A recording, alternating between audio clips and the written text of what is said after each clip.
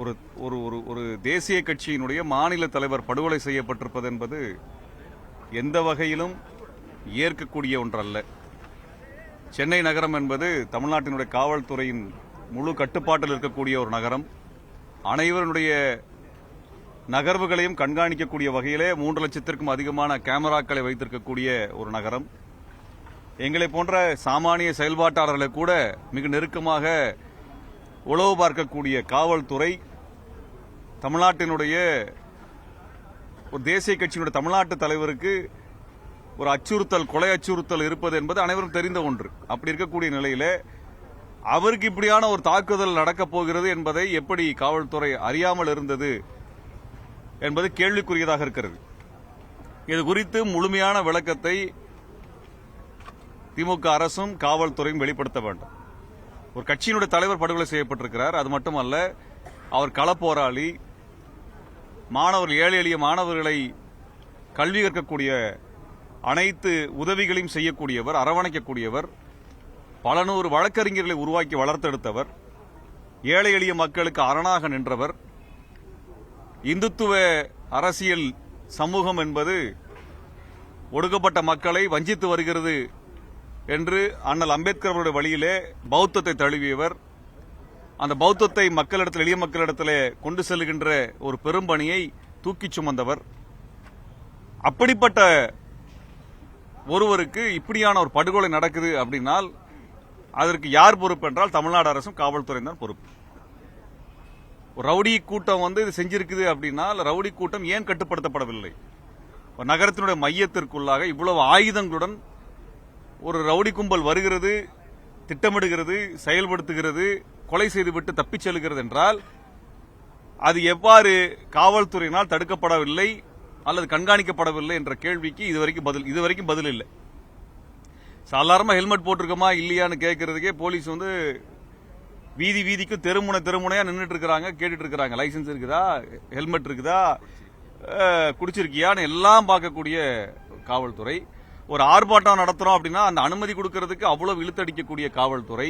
ஒரு பொதுக்கூட்டம் நடத்தினா அவ்வளவு நெருக்கடி கொடுக்கக்கூடிய காவல்துறை. ஒரு கூட்டத்துக்கு யார் வருவாங்க, யார் பேசுவாங்க, என்ன பேசுவாங்க எழுதி கொடுங்க என்று வாங்கக்கூடிய காவல்துறை. ஒரு காவல்துறையின் மாநிலமாகவே இருக்கக்கூடிய இந்த மாநிலத்தில் இப்படியான படுகொலை நடந்திருக்குது.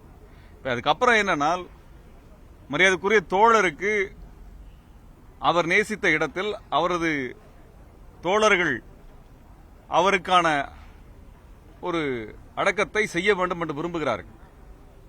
அது ஒரு குறைந்தபட்ச மரியாதையாக அவரை நேசிக்கக்கூடியவர்கள் இதை விரும்புகிறார்கள். இதில் எந்த தவறும் கிடையாது. காங்கிரஸ் கட்சியினுடைய மூத்த தலைவர் ஐயா மூப்பனார் அவருடைய உடலை காமராஜ் அரங்கத்திற்கு பின்புறம் தான் புதைத்திருக்கிறார்கள், அடக்கம் செய்திருக்கிறார்கள்.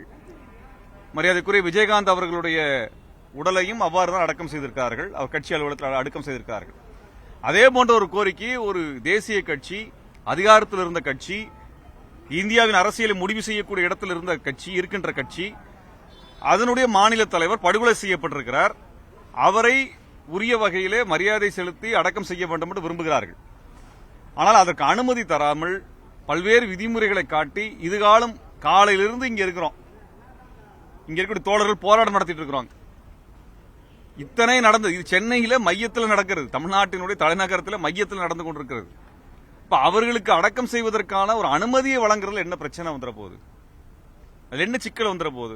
ஏழை எளிய மக்களுக்காக போராடி தன் இன்னுயிரை கொடுத்திருக்கக்கூடிய ஒரு தலைவருக்கு மரியாதை செலுத்துவதற்கான ஒரு வாய்ப்பை வழங்குவதற்கு என்ன பிரச்சனை? காலையிலிருந்து மாலை வரை இப்பொழுது வரைக்கும் நாங்க தோழர்கள் எல்லாரும் இங்க அவரை நேசித்த அனைவருமே இங்க மருத்துவமனையில் காத்து கிடக்கிறோம். அவர் முகத்தை பார்க்க முடியவில்லை, உள்ள விட மாட்டேங்கிறாங்க, பார்க்க விட மாட்டேங்கிறாங்க. எல்லாரும் கட்டுக்கோப்பாக அமைதி காக்கிறார்கள், ஜனநாயக முறைப்படி இருக்கிறார்கள், சட்டத்துக்கு உட்பட்டு எல்லா தோழர்களும் அமைதி காக்கிறார்கள். ஆனா அவர் முகத்தை பார்க்க கூடாதுங்கிறாங்க, அடக்கம் செய்யக்கூடாதுங்கிறாங்க, எடுத்துட்டு போறதுக்கு அவ்வளவு கட்டுப்பாடுங்கிறாங்க. இவ்வளவு கட்டுப்பாடுகளை கொடுக்குறீங்க. ஆனா கோயம்புத்தூர்ல சசிகுமார்னு ஒரு இந்துத்துவ மதவெறியன் படுகொலை செய்யப்பட்டான் அப்படின்னா அவனுக்கு 14 கிலோமீட்டருக்கு ஊர்வலம் நடத்த அனுமதிச்சது இதே காவல்துறை தான். அன்னைக்கு 1500 கோடி ரூபாய் பொருளுக்கு நட்டத்தை ஏற்படுத்தி அதே கும்பல் தான். அதுக்கெல்லாம் அனுமதி கொடுத்தீங்க. மதவெறியனுக்கு இன்னைக்கு போலீஸ் பாதுகாப்பு இருக்கிறது. இன்றைக்கு வரைக்கும் போலீஸ் அவருக்கு அவங்களுக்கு யார்கிட்ட ஆபத்து இருக்குது? யார் அவங்கள கை வச்சிட போறா? இன்றைக்கு தெரிகிறது யாருக்கு யாரிடமிருந்து ஆபத்து இருக்கிறது. மக்களுக்காக போராடக்கூடியவர்களுக்கு தான் ஆபத்து இருக்கிறது. எங்களுக்கெல்லாம் எந்த பாதுகாப்பும் இல்ல. ஆனா எங்களை தான் எல்லா நெருக்கடிக்கு உள்ளாக்குறீங்க. இப்ப தோழர் உதயகுமார் இருக்கிறாங்க, அவருடைய வீட்டுக்கு யாரெல்லாம் வர்றாங்க போறாங்கன்ற வரைக்கும் நீங்க உழவு பாக்குறீங்க, வீடு வரைக்கும் உழவு பாக்குறீங்க. என்னுடைய வீட்டுக்கு அது நடக்கிறது. இவ்வளவும் பாக்குறீங்க. இவ்வளவு நெருக்கடி யாரு கொடுக்குறீங்கன்னா சாதாரண மக்களுக்கு போராடக்கூடிய கொடுக்குறீங்க. அந்த போராட்ட காலத்தில் நின்று உயிர் துறந்த இந்த மக்களுக்காக உயிர் கொடுத்த தலைவருக்கு மரியாதை செலுத்துறதுக்கு இவ்வளவு நெருக்கடியை கொடுத்துட்டு இருக்கீங்களே, என்ன சாதிக்க போறீங்க இது மாதிரி செஞ்சு? எப்படி ஒரு நல்ல பேர் எடுத்துருவீங்க நீங்க மக்கள் கிட்ட? எப்படி ஒரு மக்கள்கிட்ட நல்ல பேர் எடுத்துருவீங்க? சசிகுமாருக்கு 14 கிலோமீட்டர் ஊர்வலம் கொடுத்தீங்களே, அப்படிப்பட்ட நீங்க தானே இப்ப இது தடுத்து வச்சிட்டு இருக்கீங்க. தோழர்கள் ஜனநாயக விரோதமா தான் கேட்டாங்களா? அவர்களுடைய இடத்தில் அரசாங்க இடத்தை கேட்கல, பொது இடத்தை கேட்கல, அவருடைய இடத்தில் அடக்கம் செய்ய வேண்டும். இதுக்கு ஏன் இவ்வளவு பிரச்சனை பண்றீங்க? மரியாதைக்குரிய முன்னாள் முதல்வர் திமுகவினுடைய தலைவர் ஐயா கலைஞர் அவர்களுடைய உடலை அடக்கம் செய்யறதுக்கு அன்னைக்கு அனுமதி மறுத்த பொழுது எல்லாருமே குரல் கொடுத்தோம்ல, எல்லாருமே குரல் கொடுத்தோம், எதிர்த்து நின்றோம் நம்ம. அப்ப ஒரு தலைவருக்கான ஒரு மரியாதை என்பது ஒரு இறுதி நிகழ்வு. இந்த மண்ணுக்காக போராடி இருக்கிறார், மக்களுக்காக போராடி இருக்கிறார். அவருக்கு மரியாதை செலுத்தக்கூடிய ஒரு நிகழ்வை இவ்வளவு தூரம் இழுத்து எதற்கு இவ்வளவு பேர் துன்புறுத்தணும்? துன்புறுத்தல் மூலமாக எதை சாதிக்க நினைக்கிறீங்க? இது முழுக்க முழுக்க பார்ப்பனிய புத்தியா தான் இருக்குது, வேற ஒண்ணும் கிடையாது. ஒரு எளிய மனிதனுக்காக, எளிய மக்களுக்காக போராடிய ஒரு தலைவனுக்கான மரியாதை செலுத்த விடாம, இறுதி மரியாதை செலுத்த விடாம இத்தனை வேலை செய்யறதுங்கிற ஒரு பார்ப்பனிய புத்தி, உயர்சாதி புத்தி. அது எல்லாரும் பொறுமையா தான் இருக்கிறோம், காலையில இருந்து இருக்கிறோங்க. இங்க என்ன சட்டம் ஒழுங்கு கெட்டுச்சு? இல்லையே. கெடுத்திருக்க முடியாதா? ஏன் செய்யல? ஜனநாயகத்தை நம்புகின்றோம் நாங்கள். ஆனா நீங்க போய் ஒண்ணும் இல்ல, ஒரு அரை மணி நேரத்துக்கு முன்னாடி அவர் முகத்தையா நாங்க பார்க்கணும்னு நினைக்கிறோம். தலைவர்கள் வந்திருக்காங்க, எல்லா கட்சியோட தலைவர்கள் வந்திருக்காங்க, அதை அனுமதிக்க மறுக்கிறாங்க. அதுக்கு அவ்வளவு கெடுபிடி பண்றீங்க. என்னங்க பண்ண போறீங்க? எங்களுடைய நாங்கள் நேசித்த எங்களது தோழர், எங்களது தலைவர், அவர் முகத்தை பார்ப்பதற்கு தலைவர்களுக்கு அனுமதி இல்லைங்கிற அளவுக்கு அப்படி அவ்வளவு தூரம் கட்டுப்பட்டா வச்சிருந்தீங்கன்னா அந்த கொலை தடுத்து நிறுத்திருக்கணும்ல. எங்க கிட்ட இவ்வளவு தூரம் காமிக்கிறீங்களா? உங்க முகத்தையும் இவ்வளவு தூரம் கட்டுக்கோப்பை காமிக்கிறீங்க, உறுதியை காமிக்கிறீங்க, இவ்வளவு நெருக்கடி தரீங்களா? இதையெல்லாம் அன்னைக்கு செஞ்சிருக்கணும்ல, அந்த கொலை தடுக்கிறதுக்கு செஞ்சிருக்கணும்ல. அது செய்யல. ஆனால் நாங்க எல்லாரும் கரெக்டா வச்சிருக்கோம், எல்லாரும் சரியா வச்சிருக்கிறோம், முறையா நடத்துறோம். இந்த பிம்பம் எதுக்கு? இந்த படம் எல்லாம் எதுக்கு? எங்களை காப்பாத்துறதுக்கா? அப்படி எதுவுமே நடக்கல. ஆனா மனிதரை அடக்கம் செய்வதற்கான இடத்தை கொடுக்கறதுல அனுமதி கொடுக்க என்ன பிரச்சனை வந்துட போகுது? இங்க விதிமீறலோட கட்டின எத்தனையோ கட்டிடங்கள் இருக்கு, பணக்காரனோட கட்டிடங்களுக்கு. அது மேல வைக்க முடிஞ்சிருக்குதா? ஏழை மக்களோட இடங்கள்ல தானே கை வச்சீங்க, குடிசைகள் தானே கை வச்சீங்க. எத்தனை பெரிய ரியல் எஸ்டேட் கம்பெனிகளுடைய கட்டிடங்கள் ஆக்கிரமிச்சிருக்குது. அதெல்லாம் விதிமீறல் இல்லையா? அதுல கார்பரேஷன் பார்க்காதா?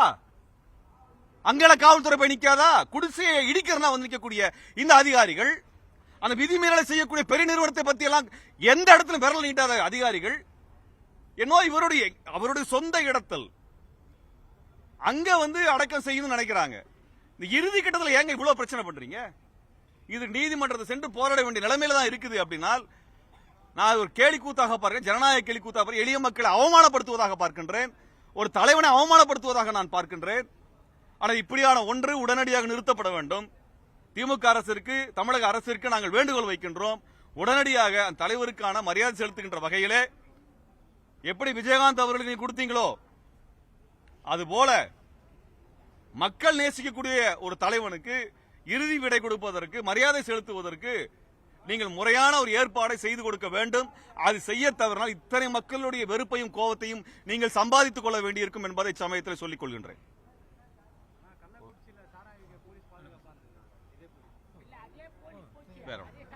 நன்றிங்க.